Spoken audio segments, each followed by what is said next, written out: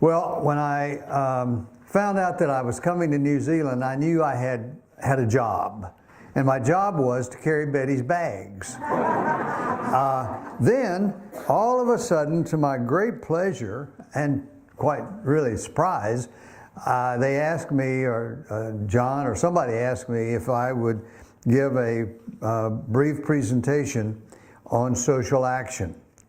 And I can tell you, there is nothing that I am more passionate about, except maybe for Betty, that I am more passionate about than social action. And so today we're going to talk about social action and how that responsibility lies on every one of us as Theosophists. Now, if you think you can get out of that, after the end of my talk, come and see me, because I missed something.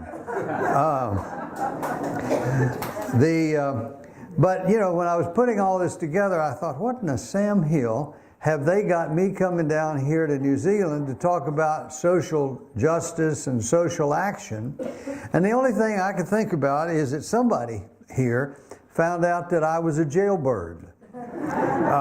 Been locked up 3 times, solely because of the indefensible actions that were going on in our great state of North Carolina, and later on, the stupid election of our present president. I have been locked up 3 times, along with Betty.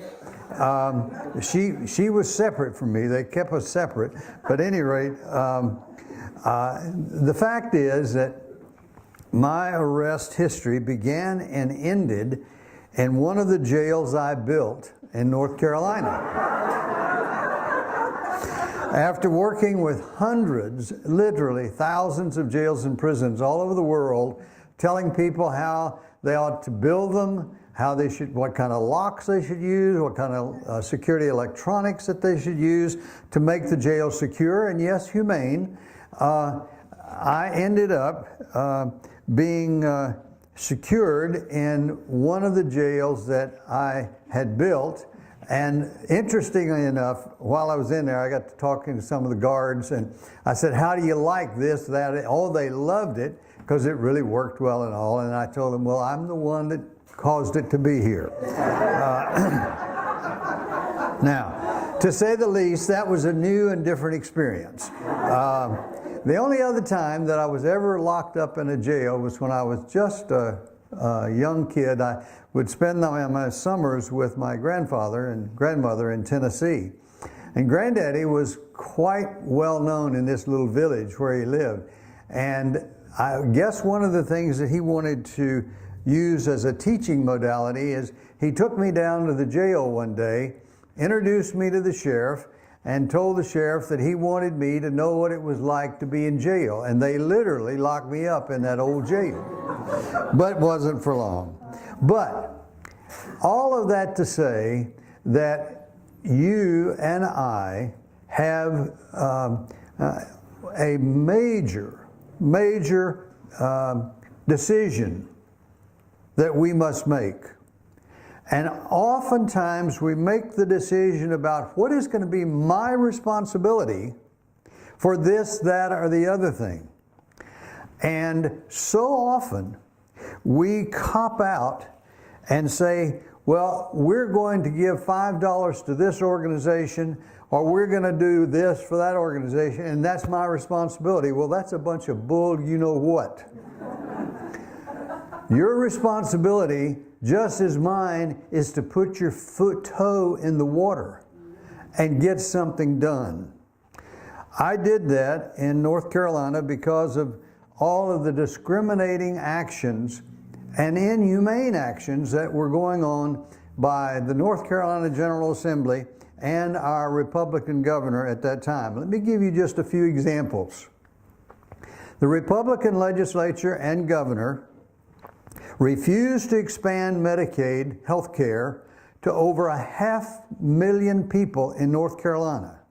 As a consequence of that, we averaged over 500 people dying a year specifically because they had no health care.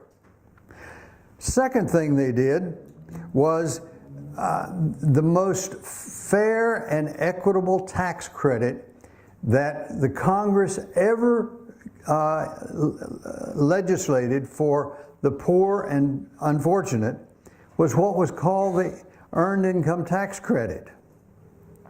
So you got if you were poor and earned less than X, you got all of the taxes back that you had paid. Well, our wonderful legislature said, no, we're not going to do that. Even though that's a federal law, we're not going to do that. So they eliminated the Earned Income Tax Credit on 929,000 people in North Carolina. Now, North Carolina's got a population of about 10 million. So a tenth of our entire population was denied that. On top of all of that, one of the things that I think all of us are proud of and guard with and all is our ability to vote for our politicians. They increased voter suppression to the point that the poor and unfortunate, both blacks and whites, were denied voting rights because they instituted a very restrictive voter ID. And people don't realize it, and maybe you all have it here too, but people don't realize that poor people growing up in the country, many of them were born in their house with a midwife. They had no birth certificate. They might have had it written in the Bible when they were born and who their mama and daddy was, but that didn't qualify. So we took off of the voting roll, denied voting rights, to something in the neighborhood of 2.5 million people. Now, if that wasn't enough to get you cranked up, I don't know what would be. So, as a consequence of that, we had people, black, white, straights, gays, people of faith, people of no faith, go out in droves to protest all of that starting back in 2012. And we had thousands of people every week, every Monday. It was called Moral Monday. Every Monday, thousands of us would march down to the legislature and raise the devil and let them know what we didn't like and did like. And that's when Betty and I both got locked up several times because they said we were trespassing in the people's legislative building. Our arrests were thrown out because we had the right to be there. The other thing we did, we had almost over 80,000 people march down the main street of the capital of North Carolina to the legislative building. And if that didn't get people's attention, we had one legislator who just said, oh, they're a bunch of morons doing this. Then, but as a result of all of that, we had over 1,000 people arrested, jailed, many of us multiple times. And it wasn't just walk in the door and walk out. We walked in, they searched us down to you know what, put us on this contraption to make sure we didn't have any drugs in our ears and other places of our bodies. It was for real. And each one of us got fingerprinted and photographed and all of that. And so now I'm on the NCS or whatever it is, the National Crime Statistics thing. So, but I want to tell you, it worked. We, as a result of that, the voter suppression bill law that they passed was declared unconstitutional because we filed a lawsuit on that. Secondly, we did away with the supermajority in both the House and the Senate. And what that is that if you've got enough people of one mind, they can override the governor's veto, and it doesn't make any difference what he says. They can just override it. Well, we got rid of that. We got enough solid Democrats in there to make a difference. And to top it all off, we elected a Democratic governor. I worked on his campaign extensively, but we had elected a Democratic governor that truly does believe in human rights and justice. Now, as all of you well know, North Carolina is not the only state in the nation that's having these kinds of problems. Our national administration has become a poster child of this kind of thing. The most egregious thing that we're doing right now, or the president's doing, because I don't even refer to him as president, but the thing that Trump is doing now is separating, his focus on so-called illegal immigration.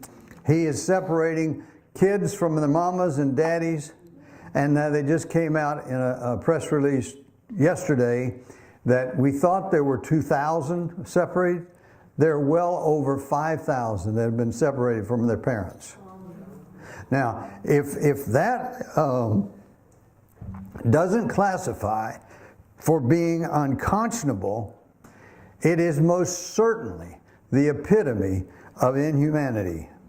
So, what I have told you, maybe I could get you all packed up and come back to the United States with me, and I'd get you all involved in all of that good stuff, because that's really where the action is. It's not sending in a check. It's getting your feet on the ground and asking yourselves, what in the hell am I supposed to be doing to make life better for the people who need to be helped? And that's probably none of you sitting in here that need to be helped. But probably every last one of us in here has the wealth, the position, and the opportunity to make a difference for other people. But, New Zealand does have some things that y'all could work on. There was a study done in 2018 which said that the single largest concern that New Zealanders have at the level of 24% of that total study said that poverty and the wealth gap between the rich and the poor was the most important issue that you have facing you. Now, there is a close second, and that is homelessness and the high cost of housing, causing housing shortage. The interesting note that you New Zealanders can be proud of is that when you were asked worldwide what are the issues that you're really concerned about, and that the two issues there were global warming / climate change and poverty. So your heart is where it needs to be.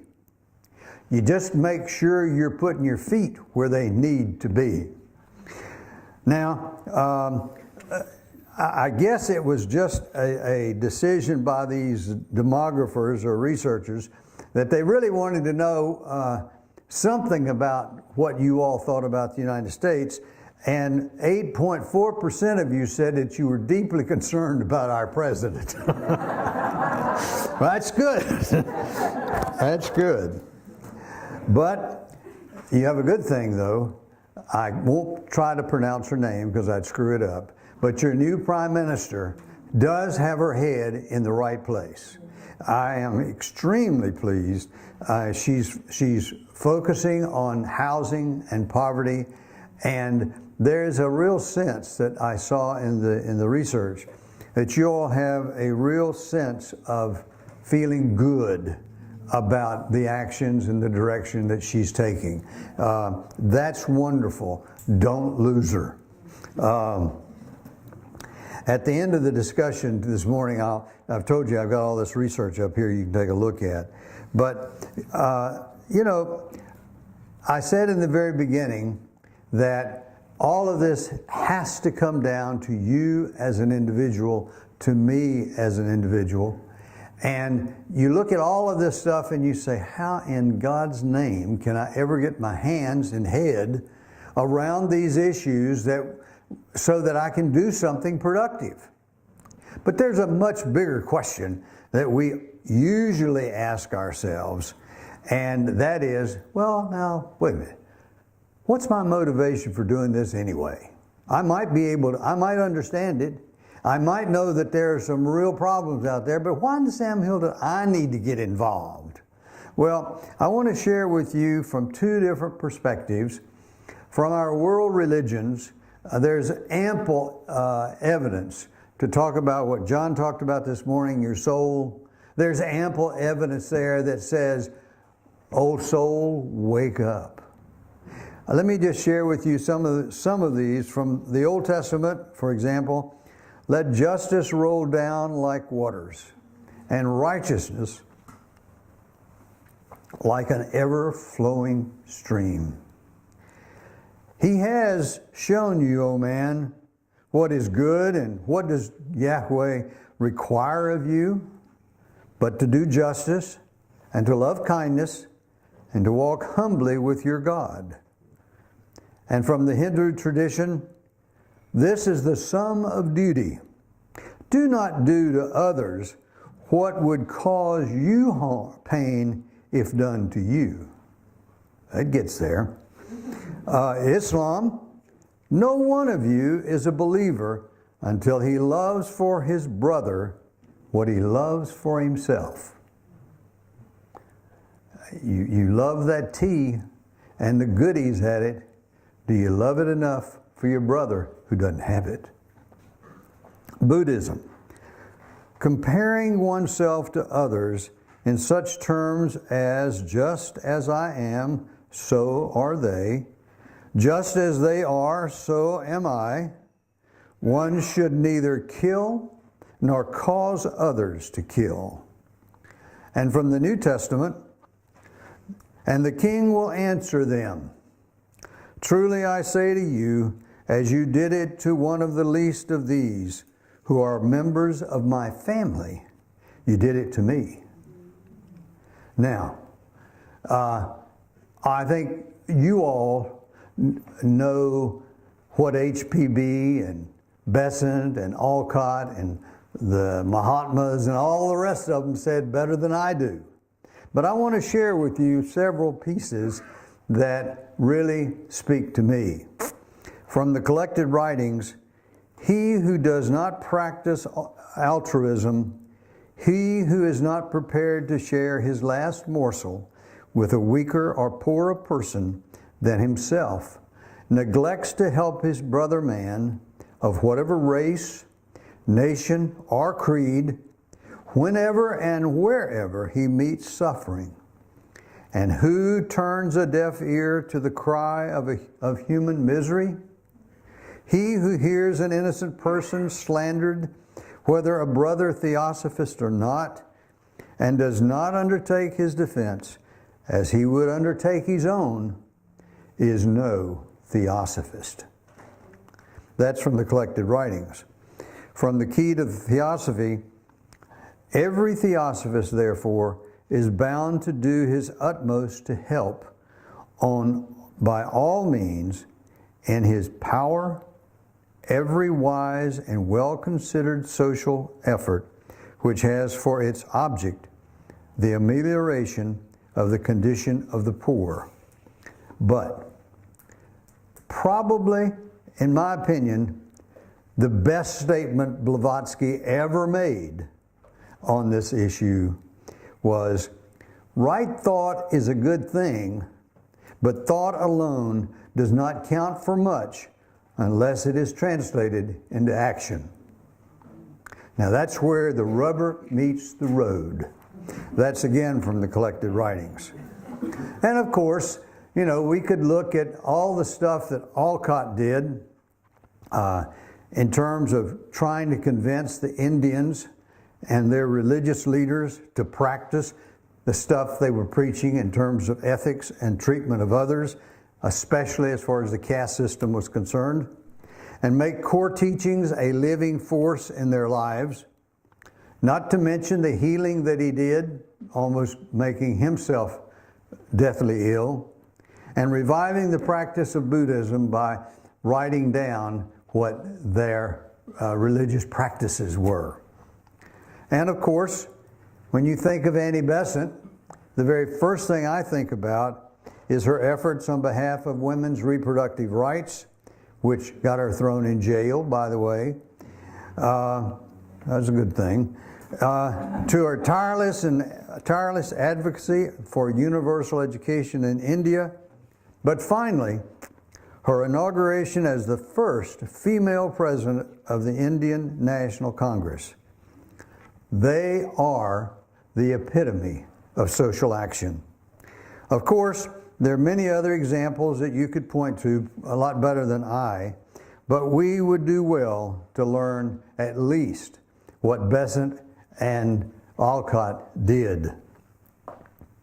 It means to be conscious and caring about human need, as well as being willing to commit the time, energy, and money to confront and combat immorality and social injustice wherever and whenever we meet it.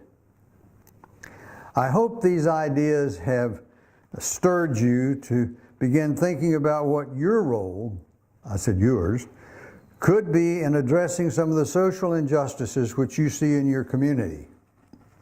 But as the old boy says, talk is cheap. So what action or actions could you take in your community to make it a place that bespeaks the beloved community for our major task in this world, in my opinion, is to do everything we can to try to make it a little bit better than what we found when we got here. I was a Boy Scout, and our motto was, you always left your campsite better than you found it. And you ought to leave that place you live a little bit better than the way you found it. We have a project going on within, Betty and I are very active in the Episcopal Church. We have a project going on within the Episcopal Church called refining and finding and establishing the beloved community. And the beloved community is not just a phrase. It is a way of life. It is an opportunity that you and I have every day to meet someone on the street and say hello. You'd be amazed. I love to talk to people. And you'd be amazed. I've been, around here walking when Betty and I got here, and I'd say good morning to this person or that person, and they'd look at me like I had two heads. Don't do that. It was your southern accent. Oh. But at any rate, I do hope that you all we're going to take about 20 minutes now, most. Go into your little groups, go through these questions, and when you come back, we'll see if anybody has had any real insight and share it with the group.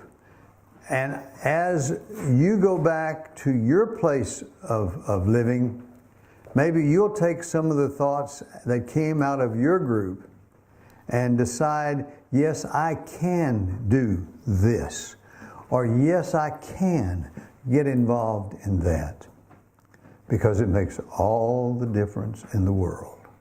Thank you very much.